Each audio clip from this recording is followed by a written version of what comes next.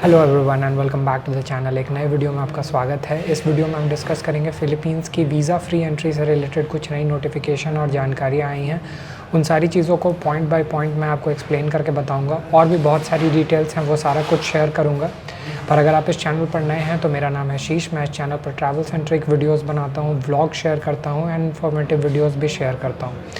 तो अगर आपको ये वीडियो पसंद आता है तो प्लीज़ इसे एंड तक देखें एंड लाइक करें इस वीडियो को एंड सब्सक्राइब करें इस चैनल को। आप में से काफ़ी सारे लोग इस चैनल पर आते हैं, वीडियोस देखते हैं, बट चैनल को नहीं सब्सक्राइब करते हैं। अगर आप चैनल को सब्सक्राइब करेंगे तो ये आपके लिए फ्री है, बट मुझे इससे बहुत ज़्यादा कॉन्फिडेंस मिलेगी एंड मुझे हेल्प होगी इस तरह के कंटेंट रेगुलर बेसिस पे आप तक पहुंचाने में। मैं एक चीज़ और बता दूं आपको कि काफ़ी बार ऐसा होता है कि कमेंट बॉक्स में एक ही टाइप के क्वेश्चंस बार बार पूछे जाते हैं। मैं फिर भी उनको आंसर करने की पूरी कोशिश करता हूँ, बट उस तरह के क्वेश्चंस मैंने ऑलरेडी एक्सप्लेन किए हुए होते हैं वीडियो में। तो मैं हाईली रिकमेंड करूँगा कि आप वीडियो को एंड तक देखें। हो सकता है आपकी क्वेरी का आंसर तो हो ही उसमें, बहुत सारी क्वेरीज़ ऐसी भी हों जिसके बारे में आपको पता नहीं हो उस मोमेंट पे, ना बाद में सर्च करोगे तो वो सारी डिटेल्स भी आपको इसी वीडियो में मिल जाएंगी। बट फिर भी अगर कुछ छूट जाता है तो वो आप मुझसे नीचे कमेंट बॉक्स में पूछ सकते हो या इंस्टाग्राम पे भी कनेक्ट कर सकते हो। इस वीडियो में आगे बढ़ने से पहले मैं आपको बता दूं, दो अलग अलग सर्कुलर आई हैं। 19 मई की दोनों सर्कुलर है, दोनों ही इंपॉर्टेंट सर्कुलर है। एक 30 डे को कैटर करती है, एक 14 डेज़ को कैटर करती है। दोनों के इंपॉर्टेंट पॉइंटर्स को मैं एक्सप्लेन करूँगा। तो सबसे पहला क्वेश्चन आता है कि फ़िलीपींस है कहाँ पर। फ़िलीपींस एक साउथ ईस्ट एशियन कंट्री है, ग्रुप ऑफ आइलैंड से बना है, इसीलिए उसको दी फ़िलीपींस बोलते हैं। एंड फ़िलीपींस में काफ़ी सारे खूबसूरत लैंडस्केप्स वाले जगह हैं, जिनमें बोराकाय आता है, पालावान है, एल निडो है। ये तो मैं आपको कुछ जगहों के नाम बता रहा हूँ। सिटी भी काफ़ी सारी फेमस सिटीज़ हैं वहाँ पे, जैसे कि सीबू हो गया या फिर मनीला हो गया। तो आप इन सारे जगहों को एक्सप्लोर कर सकते हैं। तो सबसे पहले आते हैं पहले सर्कुलर पे। पहला सर्कुलर जो है वो 14 डेज़ वालों के लिए एप्लीकेबल है। 19 मई का ही सर्कुलर है। इसमें बताया गया है कि आप 14 डेज़ के लिए वीज़ा फ्री ट्रैवल कर सकते हैं फ़िलीपींस के अंदर। ऑलरेडी काफ़ी सारी कंट्रीज़ जो हैं वो साउथ ईस्ट एशिया में इंडियंस के लिए वीज़ा फ्री या वीज़ा ऑन अराइवल की फ़ैसिलिटी देती है। कुछ कंट्रीज़ ई वीज़ा की भी फैसिलिटीज़ देती है, जिनमें इंडोनेशिया आता है, जहां आप वहां अराइव करके वीज़ा ले सकते हैं। इसके अलावा थाईलैंड वीज़ा फ्री है, मलेशिया वीज़ा फ्री है, कंबोडिया एंड लाओस में आप ई वीज़ा भी ले सकते हैं और वीज़ा ऑन अराइवल भी आपको मिल सकती है। इसके अलावा आप वियतनाम में वीज़ा ऑन अराइवल भी ले सकते हैं एंड ई वीज़ा भी लेकर जा सकते हैं।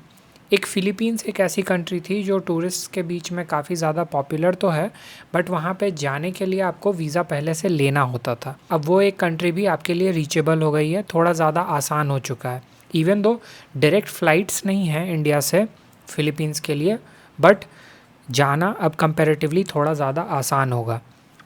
अभी जो आप सामने देख पा रहे हो ये है उनका पहला सर्कुलर। इसके जो इम्पॉर्टेंट पॉइंटर्स हैं वो मैं अभी आपसे बता देता हूँ। ये सर्कुलर 19 मई 2025 की है। इसमें जो सबसे इम्पॉर्टेंट पॉइंटर्स हैं मेंशन किए गए, उनमें सबसे पहला पॉइंट आता है कि 14 दिन से ज़्यादा आप कंटिन्यू नहीं कर सकते हैं। वीज़ा फ्री है।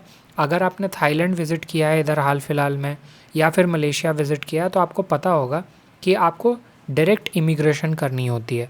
इसका मतलब क्या, आपको वहाँ जाकर वीज़ा नहीं एक्वायर करना है, आप डायरेक्ट इमिग्रेशन के लाइन में जाएंगे।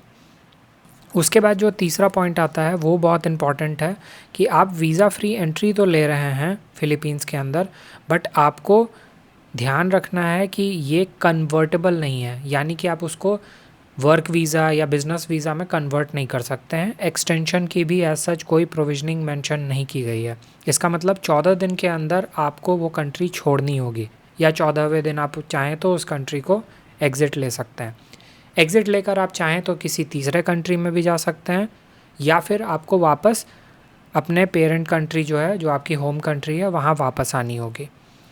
फोर्थ पॉइंट आपका कहता है कि आप किसी भी फ़िलीपींस के पोर्ट ऑफ एंट्री से, वो इंटरनेशनल एयरपोर्ट भी हो सकता है, उसके अलावा सी पोर्ट भी हो सकता है, जहां आप शिप के थ्रू भी फ़िलीपींस में एंटर कर सकते हैं।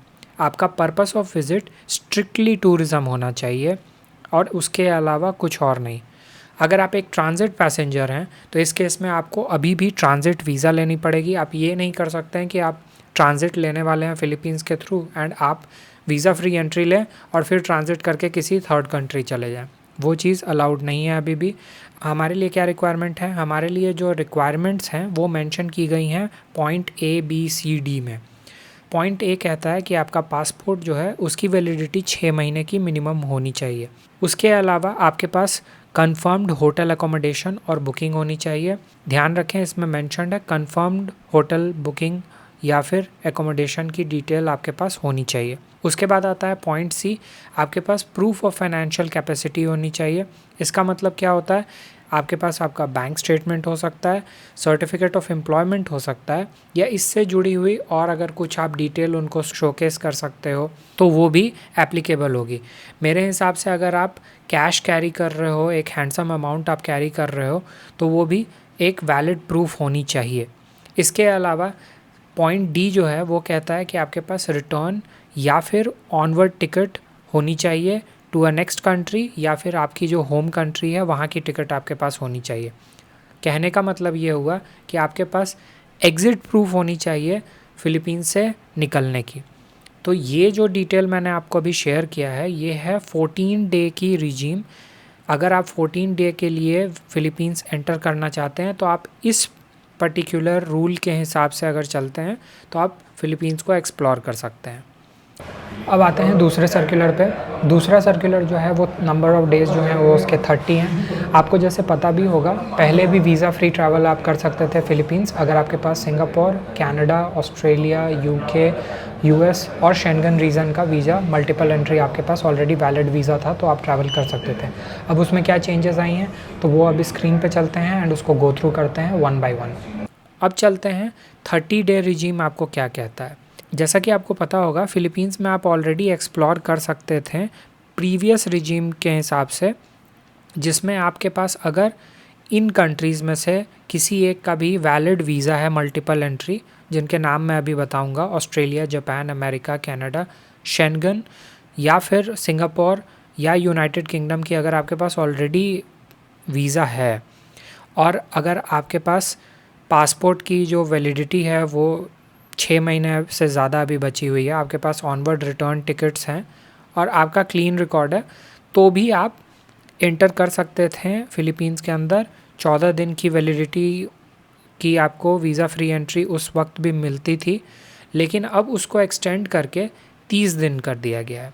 यानी कि सिमिलर रिक्वायरमेंट्स रहेंगी, सारा कुछ सिमिलर रहेगा, बट अगर आपके पास इन कंट्रीज़ में से किसी एक का भी वीज़ा अवेलेबल है, मैं फिर से एक बार रिपीट कर देता हूँ, अगर आपके पास अमेरिका यानी United states of America, Japan, Australia, Canada, Schengen, Singapore और यूनाइटेड किंगडम का वैलिड वीज़ा या परमानेंट रेसिडेंट परमिट है तो फिर आप विज़िट कर सकते हैं फ़िलीपींस, लेकिन आपका स्टे जो है वो अब 30 दिन से ज़्यादा नहीं होना चाहिए। तो ध्यान रखें अगर आपके पास वीज़ा नहीं है इन कंट्रीज़ का तो इसका मतलब आप मैक्सिमम स्टे कर सकते हैं 14 दिन।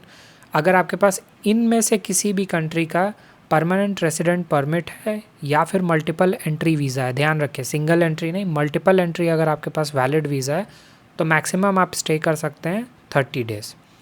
14 दिन वाले प्रोविजनिंग की तरह इस प्रोविजनिंग में भी आप अपने स्टे को कन्वर्ट नहीं कर सकते हैं to a different Philippine visa categories, और पर्पस ऑफ विज़िट जो है वो कम्प्लीटली एंड प्योरली टूरिज़म होना चाहिए, इसके अलावा और कुछ भी नहीं एप्लीकेबल होगा। ये दोनों ही जो सर्कुलर्स हैं इनका रेफरेंस लिंक जो है वो मैं डिस्क्रिप्शन में मेंशन कर दूंगा आपके रेफरेंस के लिए। आप चाहें तो उसको गो थ्रू कर सकते हैं एक बार, आप देख सकते हैं कि सारी डिटेल्स जो हैं वो एज़ इट इज़ मेंशन की गई हैं। इसके अलावा अगर ऑफिशियल नोटिफिकेशन आता है, अभी तक तो आया नहीं है बट न्यूज़ सर्कुलेट हो चुकी है ऑलरेडी, मैं कोशिश करूँगा कि फ़िलीपींस की जो एम्बेसी है इंडिया में, जब उनके तरफ से किसी तरह का कोई ऑफिशियल नोटिफिकेशन आता है तो मैं उसको भी नीचे एज अ रेफरेंस लिंक कर दूं डिस्क्रिप्शन में ताकि आपके लिए थोड़ा कन्वीनियंट हो। इसके अलावा मैंने इस बारे में जो वहाँ की नेशनल कैरियर है यानी फ़िलिपीन एयरलाइंस एंड उसके अलावा जो वहाँ की टूरिज़म बोर्ड है उनसे भी कांटेक्ट करने की कोशिश की है। अगर उनके तरफ से कोई रिस्पांस आता है तो उस रिस्पांस को भी मैं नीचे डिस्क्रिप्शन बॉक्स में मेंशन कर दूंगा ताकि आपके पास एक प्रॉपर रेफरेंस हो। अगर आपको ये वीडियो पसंद आई है तो please consider giving it a like, share करें उन लोगों के साथ जो फ़िलीपींस ट्रैवल करने के बारे में सोच रहे हैं या प्लान कर रहे हैं, एंड सब्सक्राइब करें इस चैनल को इसी तरह के और इन्फॉर्मेटिव डिटेल्ड वीडियोस के लिए। मिलते हैं अगले किसी इंपॉर्टेंट वीडियो के साथ। तब तक के लिए stay safe, enjoy your life and keep travelling and take very very very good care of yourself. Bye bye.